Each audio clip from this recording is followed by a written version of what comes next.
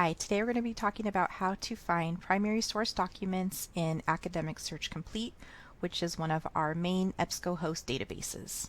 So to start, if we're on the Really College homepage, you're going to want to come up here to the very top and look for the Library tab on the right-hand side and click on that. And that's going to bring you to the library's homepage. Just a quick reminder, if you're trying to access any of the library resources from like off campus, if you're at home or you're just not on campus, always make sure to log into My Portal first, because if you don't do this first, you're not going to be able to get into any of the databases. So now that we're here, scroll down a little bit and come down here to Research Databases, which is the first link on the right-hand side. And then that's going to take you to this list of databases that we subscribe to, that you all have access to. So we have over 65 databases, and these databases cover topics, from just about anything you can imagine. So pretty much any class you're taking on campus. If you have to do a research paper, you can, we have a database that's going to have information that will cover a topic that you're interested in. But for this particular assignment, I would recommend using Academic Search Complete. So this is our main database. If you go on to the university level, there's probably going to be some version of this available to you as well, just because it's such a great multidisciplinary database. So let's click on this one, and then it's going to take you to their really basic search page where you could just come here and you can enter in any kind of keywords, right? For this assignment, the very first thing you're going to want to do is come up here to choose databases. So EBSCOhost owns a bunch of databases. Academic Search Complete is their main one, but they have a bunch of smaller ones as well. And the cool thing with this feature is you can search them all at the same time. So this is how you save time doing this assignment. So we're going to come in here and we're going to click on America History and Life. I'm just looking for databases that are going to be covering like political science topics that are going to pull up hopefully primary source documents, and then anything with history. So we're going to kind of scroll through here. If you don't happen to know what a database, like what the title, like what information it might provide in that database, you can come over here to this little arrow and it's going to pull down like this blurb, informational blurb that's going to tell you what the database covers. So just because I've done this before, I already know which ones to search.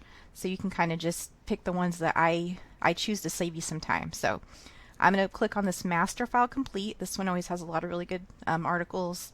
I'm going to click on Military and Government Collection. I'm going to click on Political Science Complete, Primary Search. I'm going to just click on History Reference Center,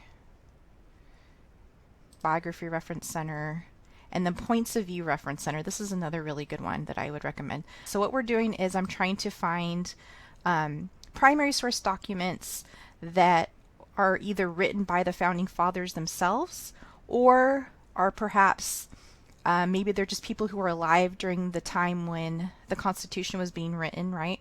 So they're maybe not necessarily Founding Fathers themselves, but they were maybe instrumental in helping to create a dialogue around what was going on during that time. So if you happen to know the names of like somebody who was writing to Thomas Jefferson or Alexander Hamilton about this about a certain topic that you're going to be discussing in your paper, if you know their name, that would be great, because then you could enter it into this search box.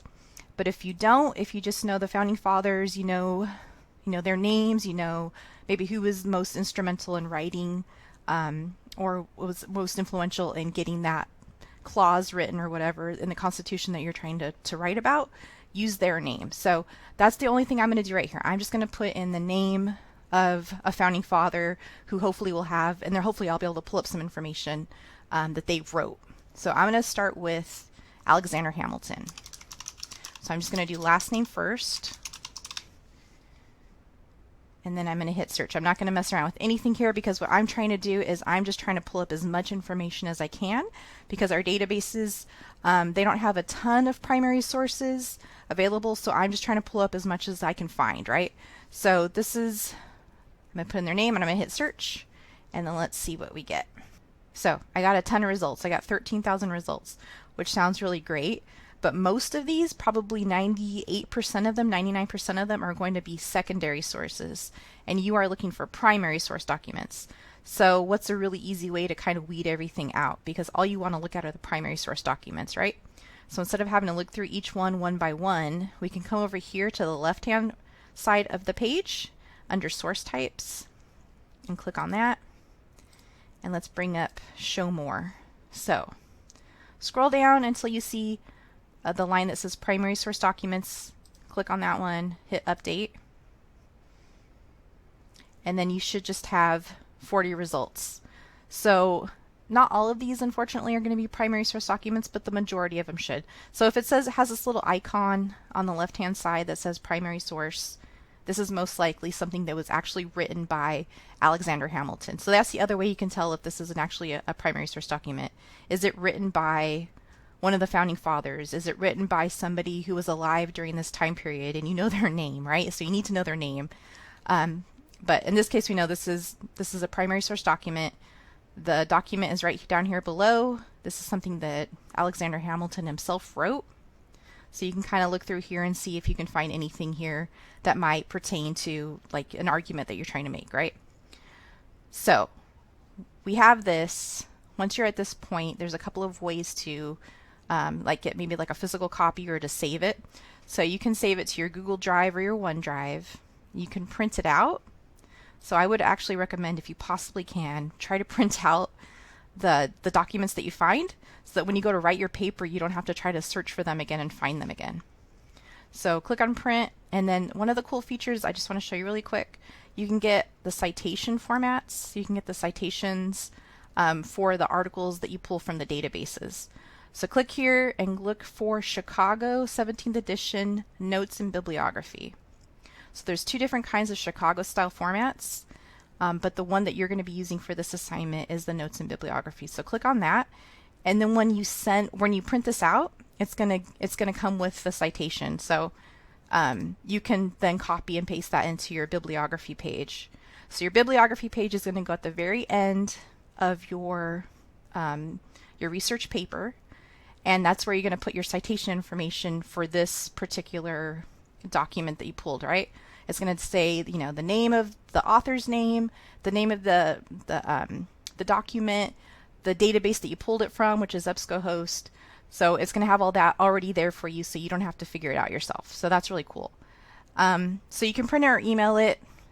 Either function will let you send the citation information with it. So you can do that. If you just email it to yourself, you can send it with the citation information as well. You could save a copy to your computer. And then here's just, if you come over here to this little paper icon and click on that, and then scroll down, and again, you're going to look for the Chicago notes bibliography format. Again, you would just copy this, and then just paste it into your bibliography page. So it's telling you where it's going to go, right? Copy paste this into your bibliography page. So there's that for you.